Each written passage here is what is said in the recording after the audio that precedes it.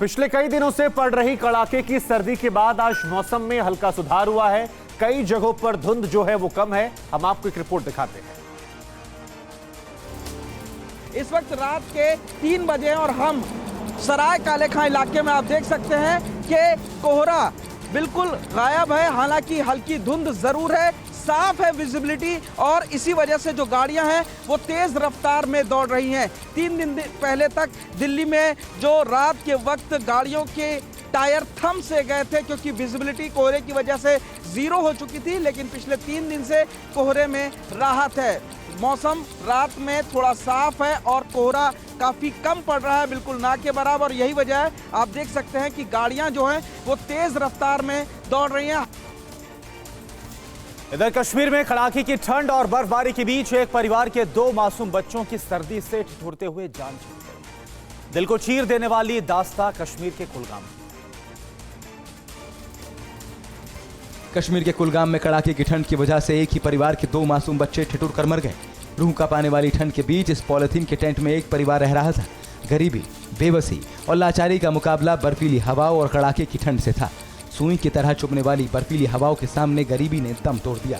इसी टेंट में रहने वाले 2 बच्चों ने ठंड से ठिठुरते हुए अपनी जान दे दी। खाने बदोश थे हमारे पास, इनके पास कोई रहने का कोई तरीका नहीं था, कोई इनका मकान नहीं है, कोई कुछ नहीं है। तो 3 तारीख से जब बर्फबारी शुरू होगी तो मैंने एडमिनिस्ट्रेशन को फोन करके बताया था, सर ऐसे ऐसे बर्फ गिर रही है, बकरवाल दब चुके हैं। अगली खबर इंडोनेशिया से है, जहां पर बाढ़ और बारिश ने भीषण तबाही मचाई है। यहां की राजधानी जकार्ता में भीषण बारिश चलते कई फीट तक पानी भर गया है।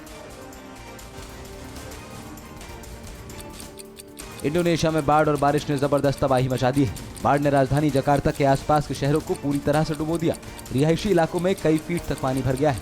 घरों में पानी भरने से लोगों की मुश्किलें और बढ़ गई हैं। बाढ़ की वजह से हजारों लोग बेघर हो गए हैं।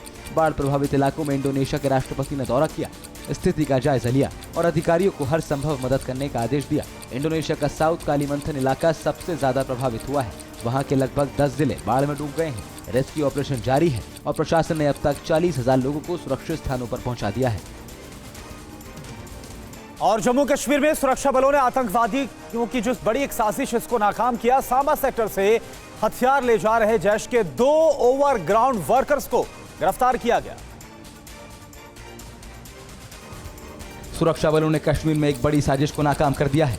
कश्मीर के रामबन इलाके में पुलिस ने 2 आतंकियों को गिरफ्तार कर लिया। उनके पास से भारी मात्रा में हथियार बरामद हुए हैं। ये दोनों ही आतंकी कश्मीर के रहने वाले हैं और जैश-ए-मोहम्मद के ओवरग्राउंड वर्कर के तौर पर काम करते हैं। आतंकियों ने पूछताछ में बताया कि पाकिस्तान ने ड्रोन के जरिए सांबा सेक्टर में गिराया था। आतंकियों के पास से 2 असॉल्ट राइफल हैं, 1 पिस्तौल, 16 ग्रेनेड, असॉल्ट राइफल की 9 मैगजीन, पिस्तौल की 269 गोलियां और अन्य सामान बरामद हुए हैं। इस घटना के बाद से जम्मू कश्मीर पुलिस और सेना ने सांबा सेक्टर में चौकसी बढ़ा दी है। अड़ी सोमवार से शुक्रवार शाम 6 बजे सिर्फ TV9 भारतवर्ष पर।